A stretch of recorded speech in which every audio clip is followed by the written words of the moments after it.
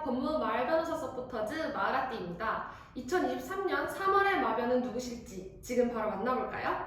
안녕하세요. 안녕하세요. 먼저 간단하게 자기소개 부탁드릴게요.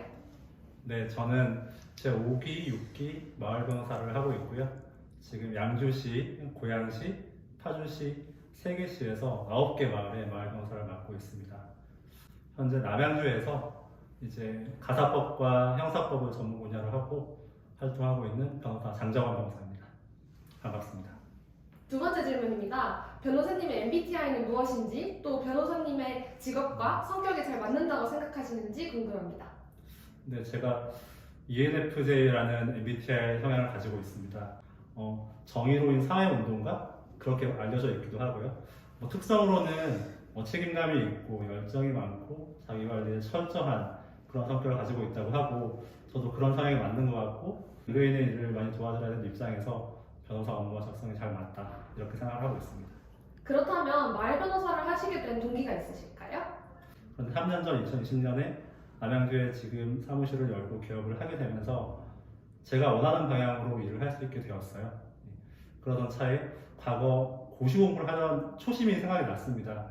내가 변호사가 되면 공익활동을 열심히 병행을 많이 하겠다, 어려운 지위에 계신 분들을 도와드려야겠다, 이런 생각을 하고 있었고, 공익활동을 열심히 하겠다는 마인드를 가지고 참여를 하게 되었습니다. 다만 이렇게 9개 마을이나 하게 될 줄은 예상을 못했습니다. 물론. 혹시 인상 깊었던 마을 변호사 상담 사례가 있으실까요? 인상에 남는 사건은 형사사건이었습니다. 전화를 주신 주민분께서 이제 형사사건으로 명예훼손죄로 고소를 당하셨는데, 그래서 제가 여러 차례 전화통화를 하면서 법리적인 부분도 조사 과정에서 필요한 부분들을 말씀을 많이 들었었던 것 같고, 또한 경찰서에 제출을 하게 되면 유리하게 처분을 받을 만한 부분도 설명을 많이 드렸어요.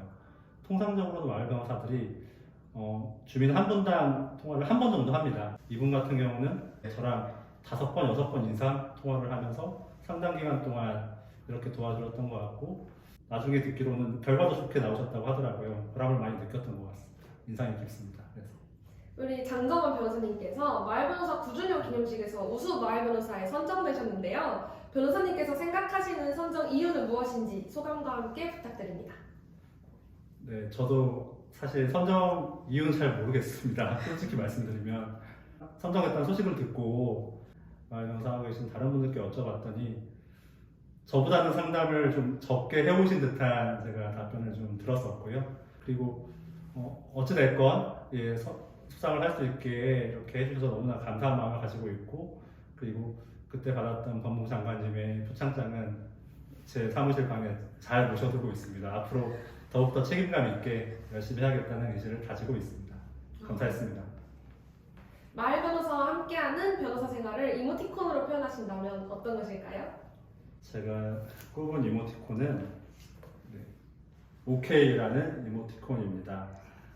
어떤 취지에서 이 이모티콘을 선정하게 됐냐면은, 이제 마을 변호사 활동을 하면서 많은 주민들께서 연락을 주고 계세요. 좀 힘든 측면도 있지만은 그래도 저는 항상 열려 있고, 또 어려운 법률 문제를 이제 경험하시게 되시면 언제든지 전화를 주시라, 저는 항상 OK다, 이런 마인드에서 이 이모티콘 선정하게 됐습니다.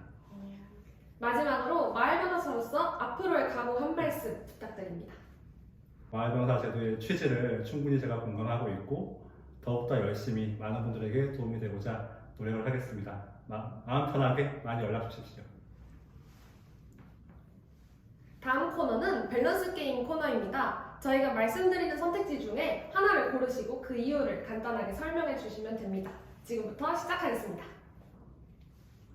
변호사님의 일터에 신입 변호사가 들어온다면 능력 있지만 차가운 신입 vs 능력이 부족하지만 정 많은 신입.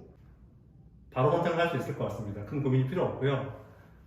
능력 있지만 차가운 신입을 고르겠습니다. 그 이유는 정이 많은 건 이미 제가 충분히 스스로도 이제 그런 상황이 있고요. 능력이 많은 이제 신입이 들어온다면은 제가 조금 업무에 부담을 덜고 다른 활동, 공익 활동을 더 많이 할 수 있지 않을까, 이런 기대가 있어서입니다. 다시 태어난다면 변호사를 한다, 안 한다? 한다.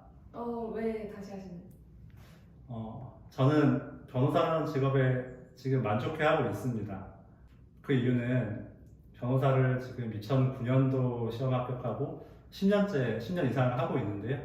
고객이나 의뢰인들의 사건들을 위임을 받아서 진행을 해드리고 있는데 그분들의 인생들을 간접적으로 제가 살면서 경험을 하면서 기쁜 일, 어려운 일, 슬프거나 힘든 일들을 대리해서 도와드리고 있죠.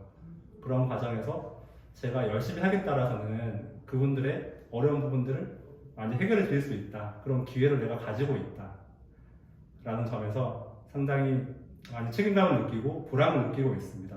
의뢰인들로부터 큰 만족감을 표시하는 이제 연락을 받거나 이런 경우에는 상당한 자부심을 느끼기도 하고 그렇습니다. 그래서 저는 다시 태어나더라도 변호사를 하고 싶습니다. 마지막 밸런스 게임 질문 드릴게요. 주말에 1시간마다 사건 관련 전화 받기 vs 퇴근 10분 전 어려운 업무 받기. 퇴근 10분 전 어려운 업무 받기 하겠습니다. 네. 그 이유는 저는 일을 미루지는 않는 편입니다. 그래서 기왕이면 평일 중에 최대한 일을 많이 해두고 주말에는 온전히 쉬는 삶을 살 수 있었으면 하는 마인드를 가지고 있습니다. 물론 실제로는 그렇지 못해요. 물론 주말에도 지금도 늘 일을 하고 있긴 합니다만은 주말에 전화를 받는 것보다는 가급적이면 평일에 많은 일들을 해두고 싶습니다.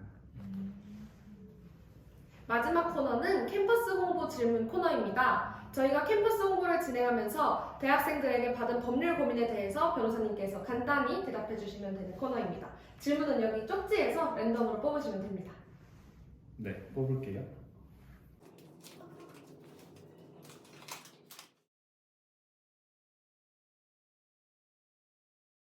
이런 문제 같은 경우에는 관할 구청 또는 시청 관공서가 있는데 관공서에 민원을 제기를 해야겠죠. 왜냐면은 이분들 상대로 여러 사람들이 소송을 제기한다거나 그런 경우에는 여러 가지 금전적인 문제라든가 형사적인 문제가 발생할 가능성이 매우 높습니다. 왜냐면은 이 부분들이 다 행정법적인 위반 사항일 수 있거든요. 그거보단 차라리 관공서에 민원을 제기해서 민원 담당하는 공무원분들의 계도하에 안전하게 철거를 한다거나 또는 여러 가지 행정지도 하에 더 나은 방향, 선택할 수 있는 방향으로 진행하는 게 맞지 않나 그런 생각을 합니다. 그럼 두 번째 질문 뽑아주세요. 네. 이런 경우에는 여러 가지 분쟁 해결 기관이 있습니다. 소비자 보호원이라고 소비자 보호원에 민원을 신청하시는 것도 하나의 방법이 될 수 있고 또한 공정거래위원회라고 또 있습니다. 공정거래위원회에서는 소비자에게 불리한 약정이나 그런 특약 같은 경우를 효력이 없다라고 많이 판정을 내려주고 있는데 여러 유사한 사례에서도 관련되는 적용이 가능한 그런 법리나 판정례가 있는 것으로 알고 있습니다. 그런 기관들을 이용해서 조금 도움을 받으셨으면 좋겠습니다. 지금까지 인터뷰에 응해주셔서 감사드리고요.